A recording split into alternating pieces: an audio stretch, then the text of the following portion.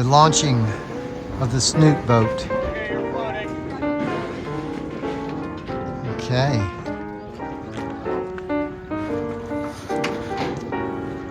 We're on day one of the trip of a lifetime.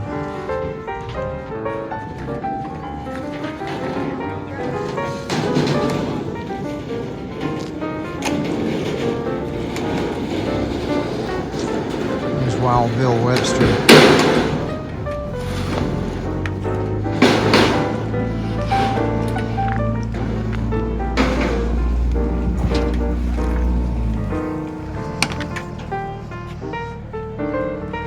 Okay, fade to blue.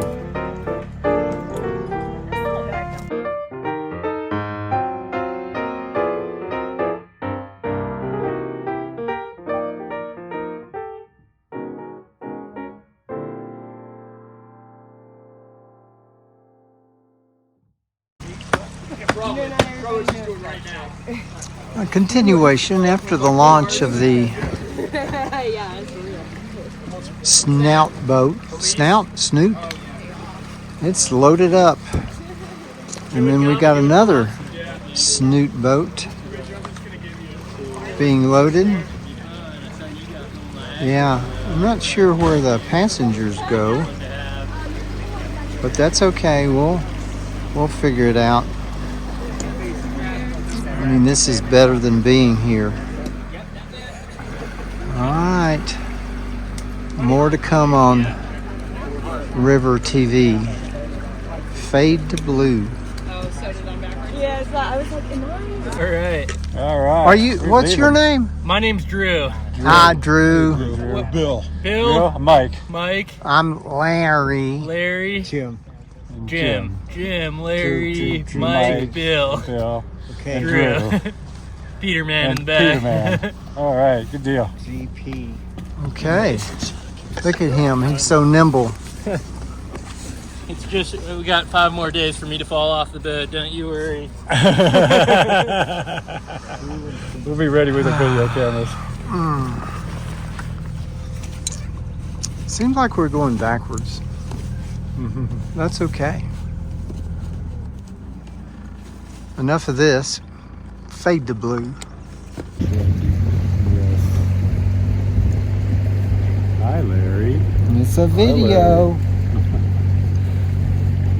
All I got to do is take the camera out and they stop talking. And away we go. We're on the water. Yes. Here we go. Man, we look famous here. Got Drew in the background. And there's me. Hi, Mom.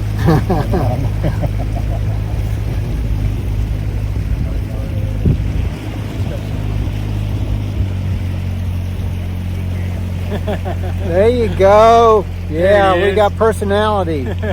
Yeah, Drew and Peterman. Is it Peterman or Peterman? Maybe it's just Peter. I don't know. Oh. That's since what, 9 years old? And this is the first trip we're doing just the 2 boys and our stepdad ever. So we're making this one count, making it a big one. Superpower, I'd say eat anything I want and I would get the maximum health benefits from everything.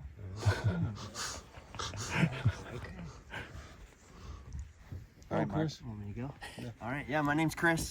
This is my younger brother. Grew up in New Hampshire, played ice hockey my whole life. Now I wait tables in Colorado and I love it. Yeah, I'm here. I love doing adventures. So when Mark retired and said he wants to do all the things, I was like, all right, sign me up. And superpower, I know it's basic. I'd love to fly. That'd be sick. Be perfect. My name's Mark. I'm the stepfather of these 2 guys. I'm from Salem, New Hampshire. Yeah, I retired last November and just trying to do stuff before I croak. So they said, let's go. And I said, all right, let's do it. I don't have a superpower. I don't think I could ever want one, so we'll pass on that. Your power's giving it to someone else. Right. It's beautiful. There you go. All right, who's up? Okay, I'm Bill. I live in Bradenton, Florida. Started out in Birmingham, Alabama. Moved all around the south and Cincinnati. I retired a few years ago, and I guess I'd like a superpower that I wouldn't utter. But other than that, I'd like to fly. Nice. I'm Mike. I was born and raised in Baltimore, Maryland. Went to the University of Maryland from Terrapin. Moved to Atlanta, Georgia right after graduation. Been there since 1979. I retired in 2016 after 36 years working for a railroad. And been doing a lot of road biking since then, a lot of cycling. Did a cross-country trip, San Diego to St. Augustine. I've been across the state of Iowa 9 times, going to do it again this summer for the 10th time. If I had a superpower, I think it'd be to eat anything I want to and not gain weight. or have a heart attack. Okay, I'm Jim. Part-time Avon, part-time Littleton, Colorado. I'm also part of the MAFG, and my spirit animal is a bighorn sheep. Really? Don't hit it or jump here. Oh, I'll jump in. My name's Pete, and I am from Concord, New Hampshire. Hell yeah. Actually, Bow, but nobody knows where that is. We do. Yes, and 89. And let's see here. Yeah, I ended up out west in college and discovered rafting and just haven't given up since. And I'm here because it's my job. And my superpower would be to be able to communicate with animals. I think that'd be cool. Especially my dog. I was just like, what are you saying? What are you thinking? Squirrel.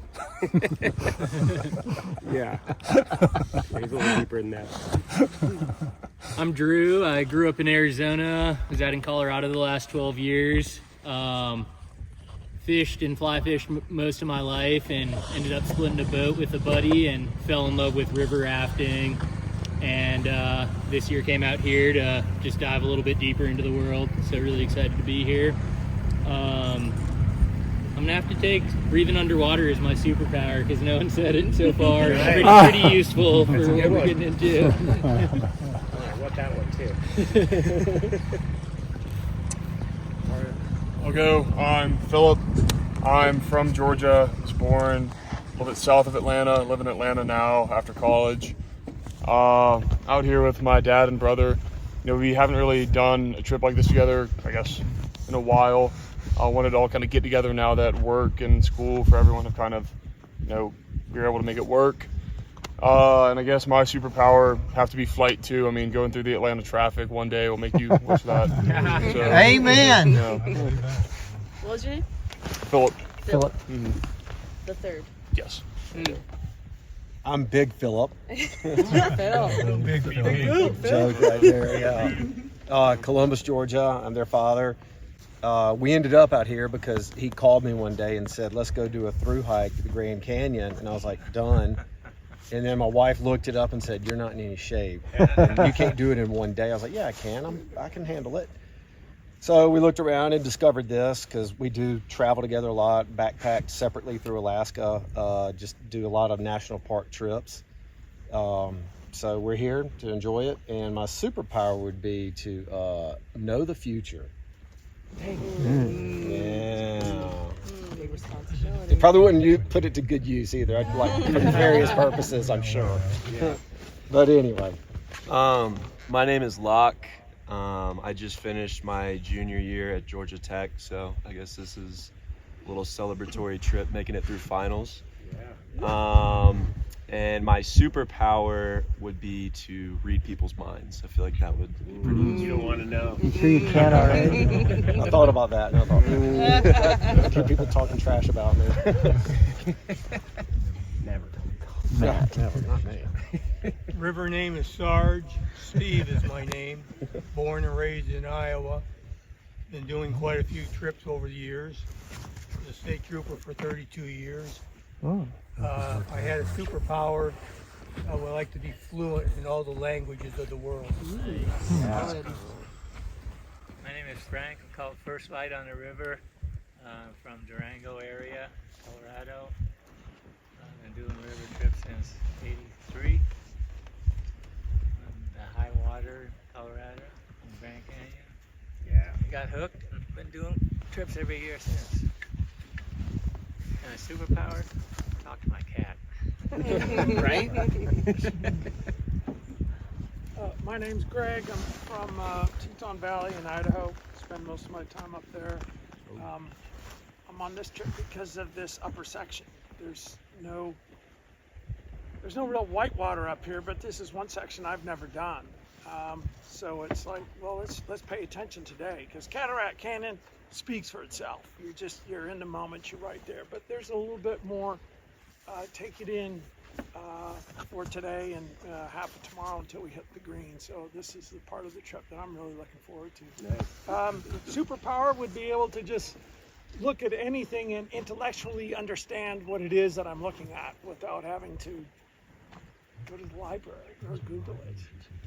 So just be smarter. Nice. Yeah, Mike Quigley, or Quigs, from Hampstead, New Hampshire. Yeah, just absolutely love being down here, especially boating some high water as well. And with that being said, I think I'd like to swim like a fish. Plenty of chances. My name's Bridget, and I'm from Silver Spring, Maryland. So I'm from Baltimore over there.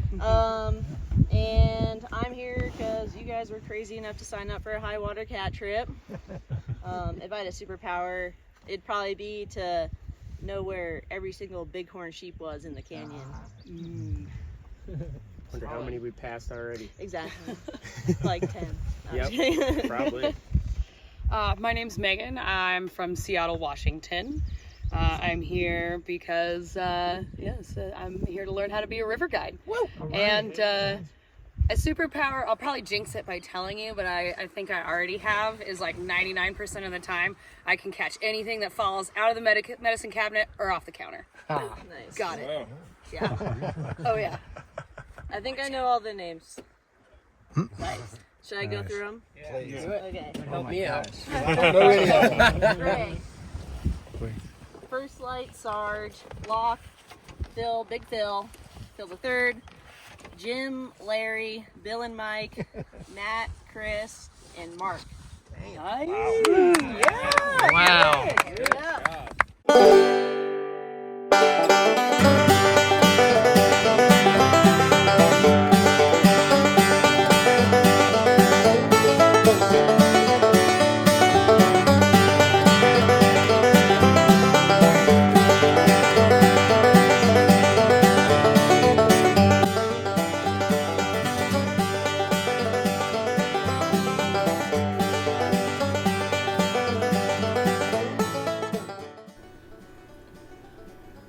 Well, there's Drew.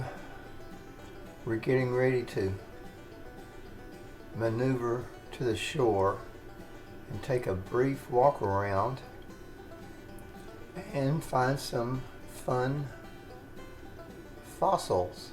Yes, we're going fossil hunting. We've tied the boats together so everybody is safe and sound here. Let's see how it goes.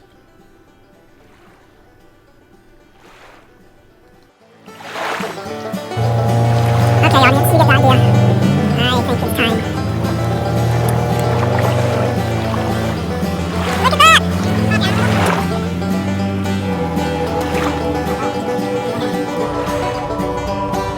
Fade to blue.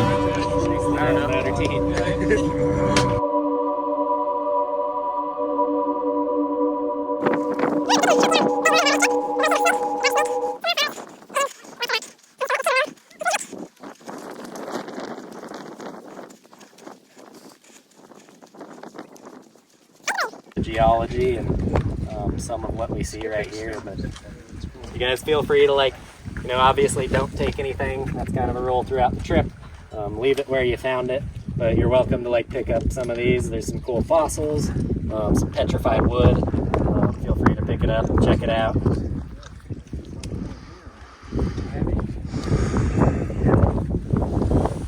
Oh, good gosh. Oh, man. Try to pick that up. You guys look around a little more. Oh my gosh. Might find some other cool geological heavier than you features. expect. Oh, totally. Maybe stand out. Anyone? Fingers? Anything besides in this pile? These ones are pretty big obvious. logs down here. Yeah, what's up with those?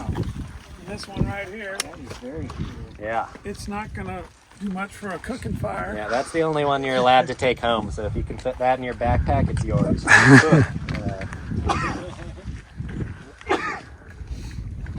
Yeah, so this is all petrified wood.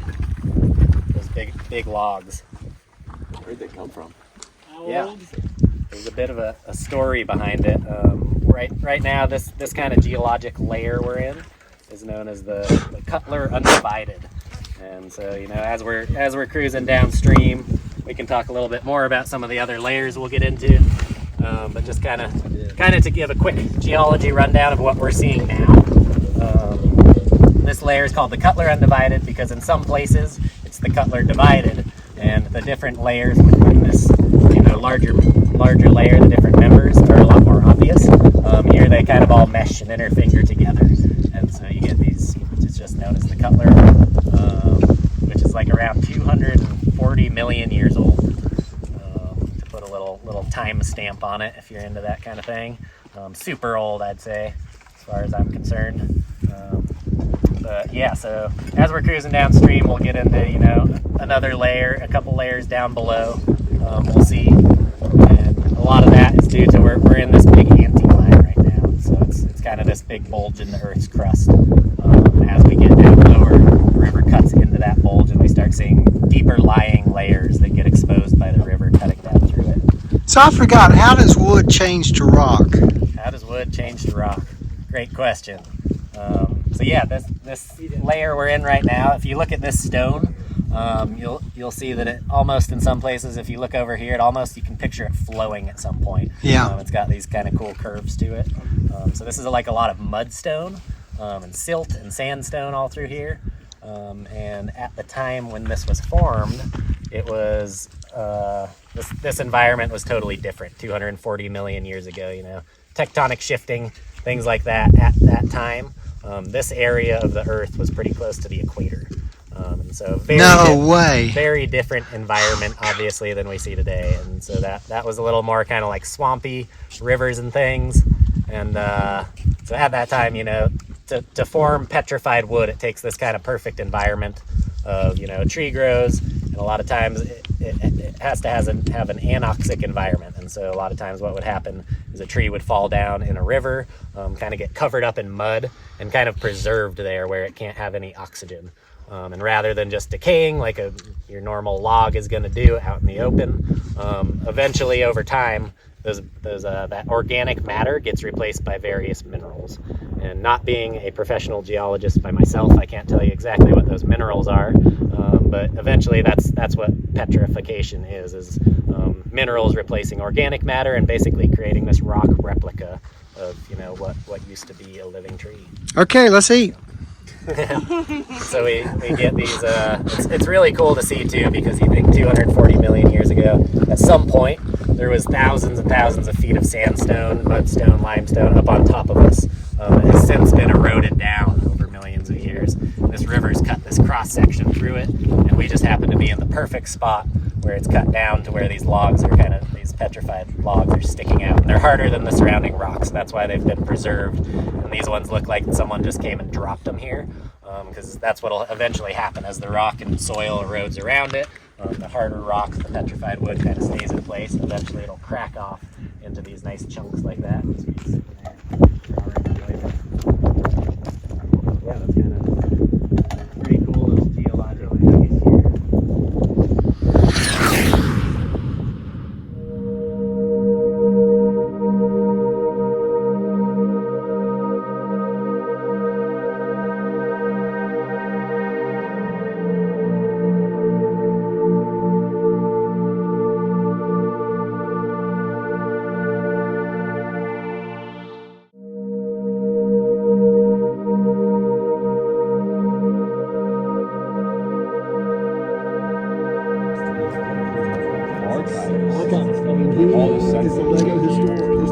So this is a collection over the years people have found and left here. This What would that thing be worth? is a clamshell, petrified. Yeah, I'm sure if you look it up online, you can find. Yeah, people have collected these and left them here. At least what Ernie says. There's Ernie, our lead guide, talking to Bill. All sorts of stuff. And again, I'm talking like someone who knows. And I'm just panning around, taking too long of a video clip. There's our boat way down there somewhere. That's a yellow boat.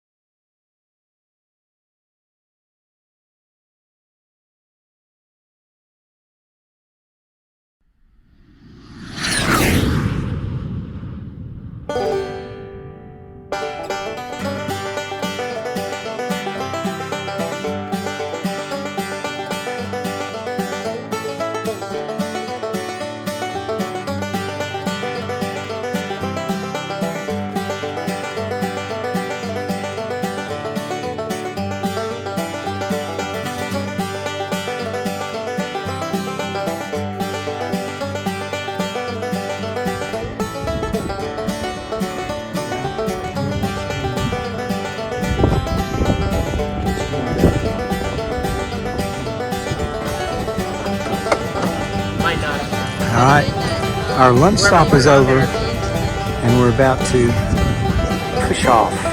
Definitely. I am. Would you like to speak into the camera? The wind blows in many directions. Only God can fix it. Wow. That okay. We've got action here. Not to change the subject, but we have push off. Glad we have the problem.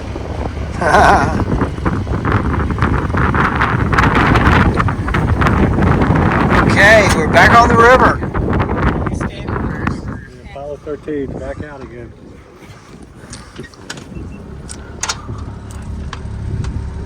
Fade to blue.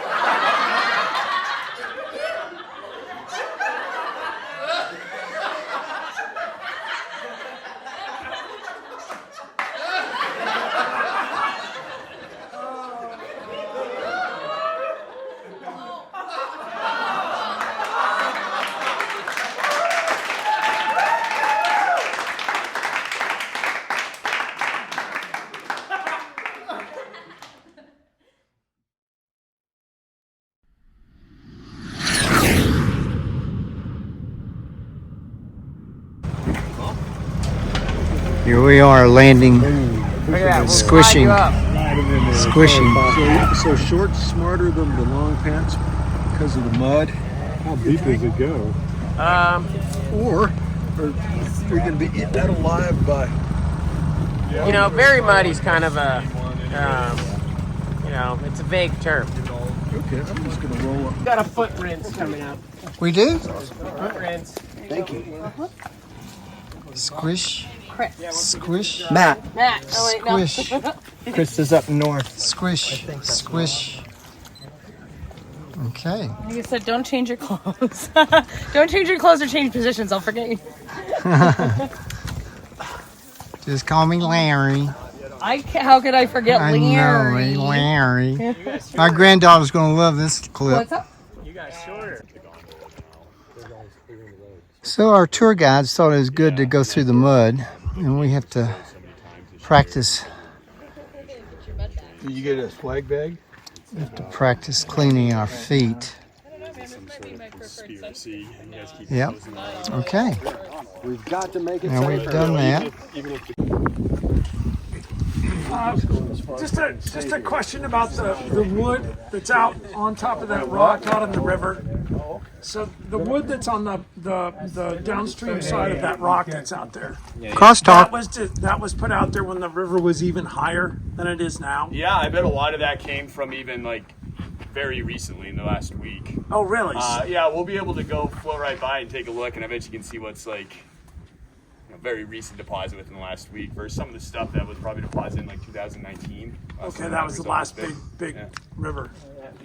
All right, Jim, you got to do this.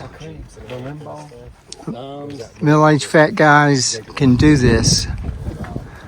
I mean, it's not really regulated what type of vehicle you have. And this stuff, you know, you got entry into the park. Some of it you need a permit. Mike, are you 6 foot?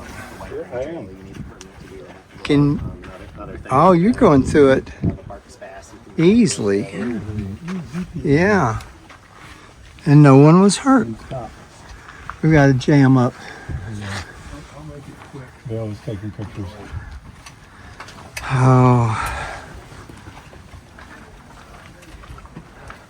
Oh, we're going through the hole. Look at that. Man, I'm glad we mudded up for this. I told y'all it was worth it.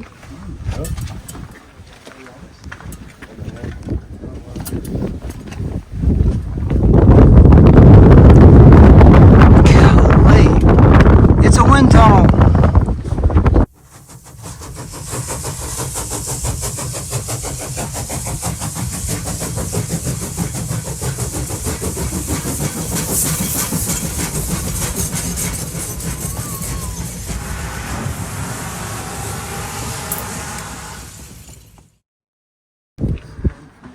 Oh, okay, I see. What happened? Right back there too, two handprints. See the handprint right there. Oh, that person was trying to hang on and fell. Right there. That's a pretty small hand. Yeah, well, they didn't grow big back then.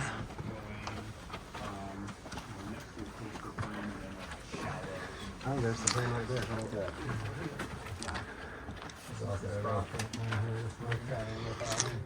This is fun videoing this with one hand. Don't fall off the ledge. What ledge? Ah! Look at that Bill. He's seeing a color photograph. Mind's eye. You see the photograph. Yes.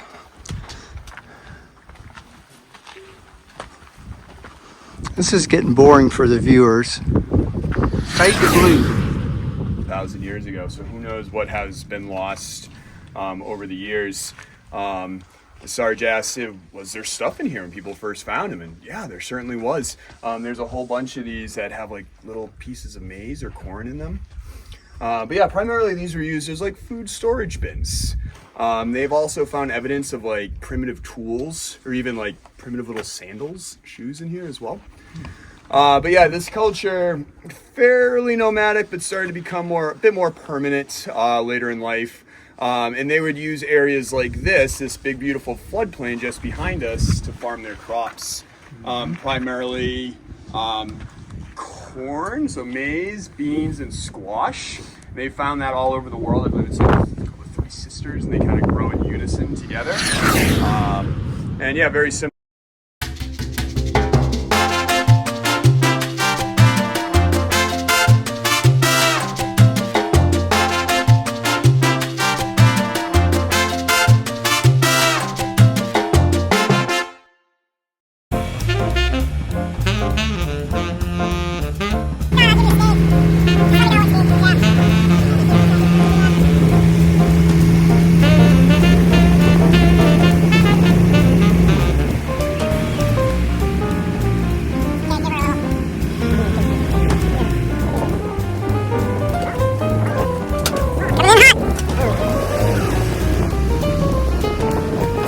The eagle has landed.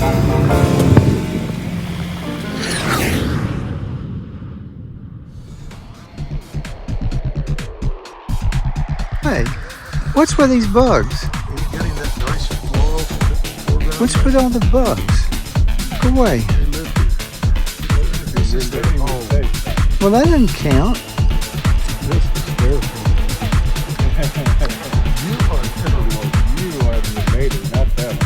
I'm a trespasser? There's a few bugs. They're gone now.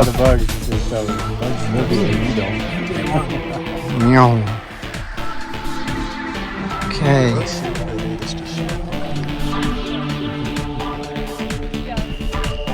It's really colorful in a way.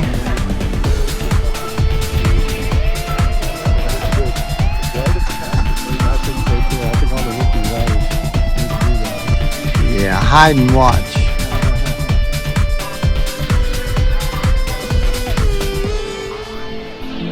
Blue flies. We can hold off for a minute. Give us just a few seconds to get everything unstrapped, and then we'll get everyone down here all at once. Fade to blue.